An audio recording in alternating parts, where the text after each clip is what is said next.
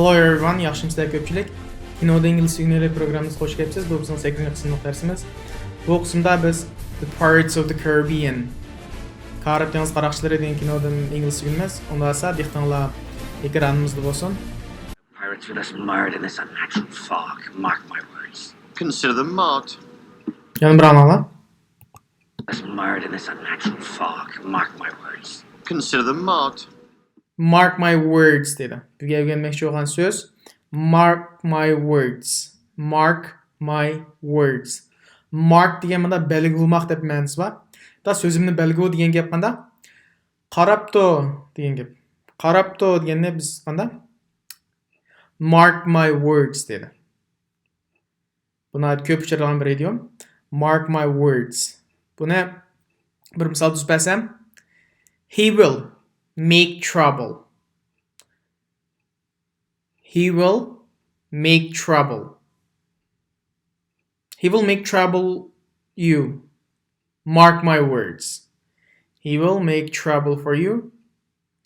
Mark my words. O qanda sana chataq deb birdi. Qarabdi. Mark my words. Mark my words. Yani bir cümle. Mark my words. That relationship won't last. Mark my words. That relationship won't last. Won't degan qanda kelgusi zamonning inkor shakli. Qarabdi. U munosabat uzunga bormaydi dedi. Mark my words. That relationship. Yoki friendship desam bo'ldi.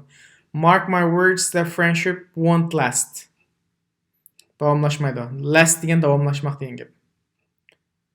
Unda olsa keyingi o'rganmoqchi bo'lgan so'zga ekran qaranglar. Invitation. Someone has to make sure this dock stays off limits to civilians. It's a fine goal, to be sure. Yana bir ananglar. Someone has to make sure this dock stays off limits to civilians. Off limits to civilians dedi. Off limits. Off limits. Bu yerda bo'lgan so'z. İkinci söz off limits. Manda bir ish cheklanmak degan gap. Off limits. Manda bir ish cheklanmak demakchi. Masalan, hozir virus tufaylidan qanday sir chiqarmadimizmi? Sir cheklandi biz uchun. Nima deymiz? Outside is off limits to us. Outside is off limits to us because of COVID-19. Yana bir cümle tuzib bersam, this topic is off limits for discussion. This topic is off limits for discussion. Discussion degan munozara degan gap.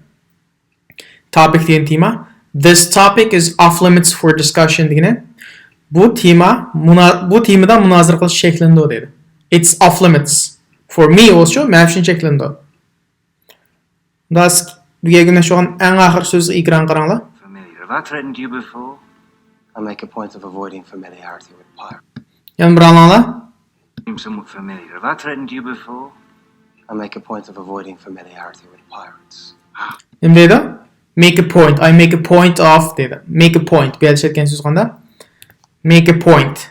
Bizning o'rganmoqchi bo'lgan so'z make a point. Ko'z qarshini o'ttirib qo'ymoq deb tushunsak bo'ldi. Ya'ni bir o'zining ko'z qarshini o'ttirib qo'ymoq.